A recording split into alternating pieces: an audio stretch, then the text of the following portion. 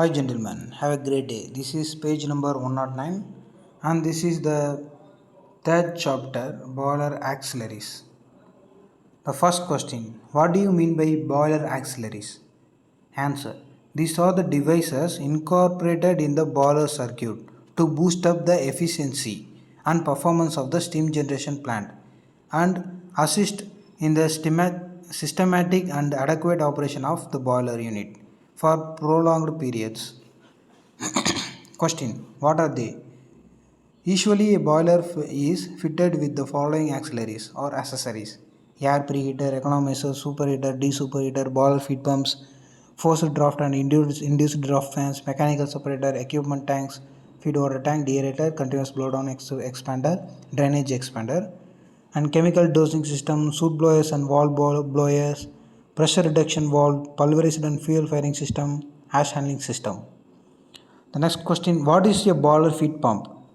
A feed pump that feeds boiler water, polished water to the steam drum via economizer for preheating. Question, what are the two most important criteria of a boiler feed pump?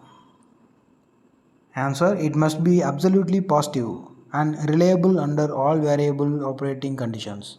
Question, what kind of pump should be a boiler feed pump be? Answer, it may be a direct acting pump driven by its all cylinders. B. Reciprocating pumps driven by motor or belted to the machinery.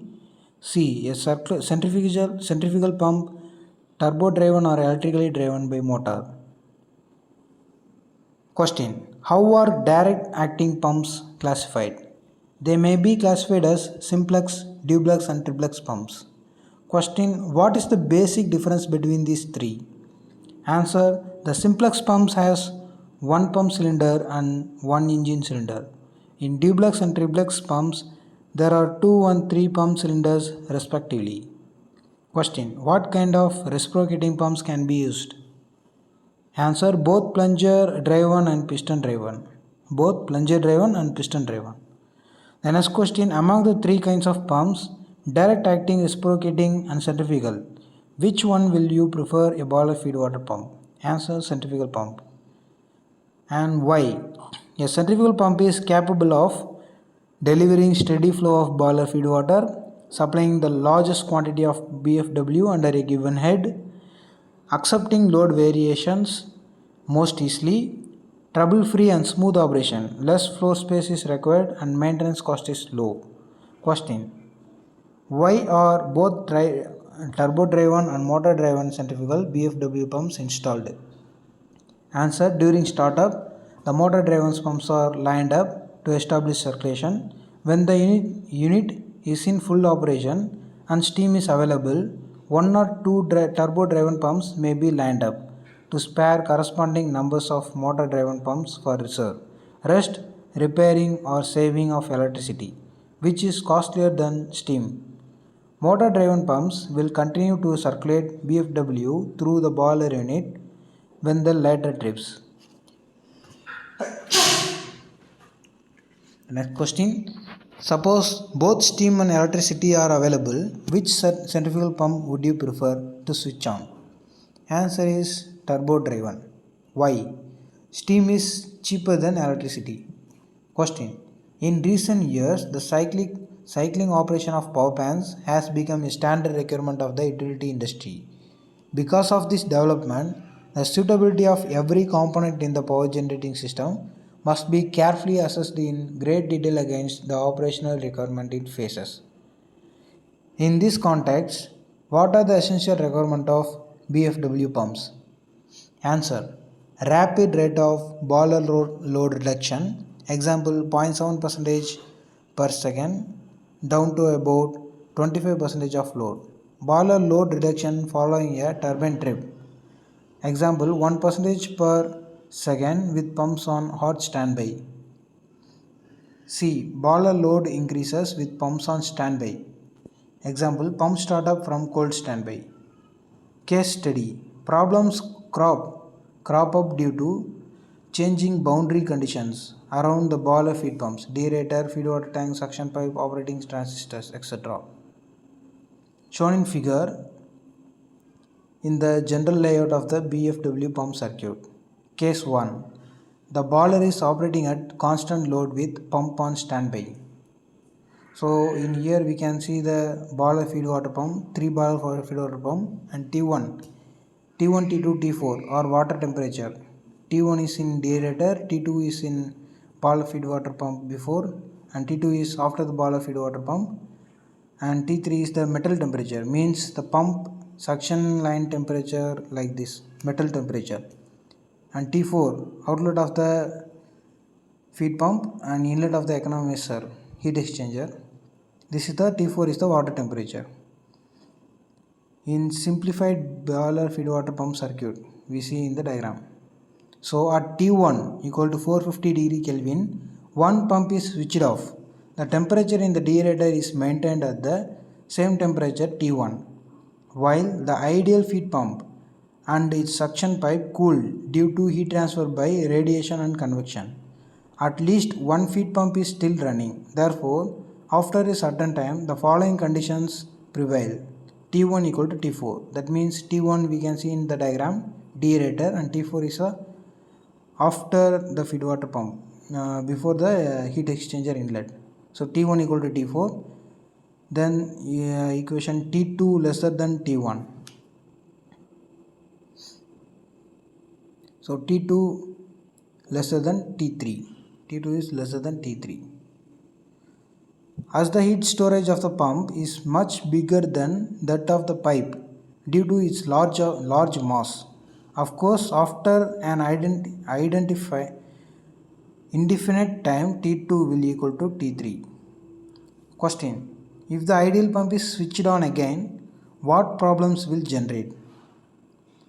Answer. There will be a thermoshock in the pump casing when the first plug of cold water from the pipe flows into the hot pump. 2. When the first plug of cold water gushes into high pressure boiler feed water pump preheater, it can inflict the thermoshock or even condensation shock water hammer in the preheater. This effect is even worse when only one pump is in operation, which prevents mixing of the feed water prior to the HP preheater inlet. Question. What may be outcome of thermoshock generated in the pump casing? It generates large stresses that can even lead to permanent deformations. Question. How can this problem be overcome? Answer. Analyze the problems on the basis of temperature distribution in the pump, forces created by thermoshock and condensation. Go for appropriate material selection and design measures. Case 2. Boiler load reduction with pump on standby. At T1 equal to 453 degree Kelvin, one pump is switched off. The deaerator pressure drops, bringing about a consequential decrease in deaerator temperature within an hour down to 39 degree Kelvin. Saturation pressure equal to 0.2 megapascal. Due to this relatively rapid pressure drop, the water in the suction pipe undergoes partial flushing into steam and gets expelled steam out. In effect, this effect is enhanced by the heat stored in the suction pipe and the pump. Refer in figure 3.1. In this diagram, with at least one feed pump still inlet, the following temperature condition prevail. T1 equal to T4. T1 is deaerator, temperature is equal to T4, and T2 more or less equal to T1. T3 greater than T2. T3 metal temperature is greater than T2. The next question. If the ideal pump is switched and again, what problems will occur? Answer. Depending on the specific volume of the content, the following problems will arise to some extent. A. Cavitation. B. Hydraulic unbalance. 3. Condensation shock, water hammer. Thermoshock will also occur. content. This content comprises a Z phase flow, means a steam water mixture which both the booster pump and feed pump are forced to pump. Question. The hydraulic unbalanced of rotor occurs due to two-phase flow in the impellers. What if the effects of this on bottle feed water pumps? Answer. The radiostatic and dynamic forces can become so great that the rotor touches the stator, falling. As expected, this will bring about premature wear and damage and even seizure of the rotor if the selected materials are not appropriate. Compared with normal operation conditions, the steam and water mixture has very low cooling and lubricating effect which increases the risk of rotor seizure. Question. How does condensation shock arise and what is its effect? Answer.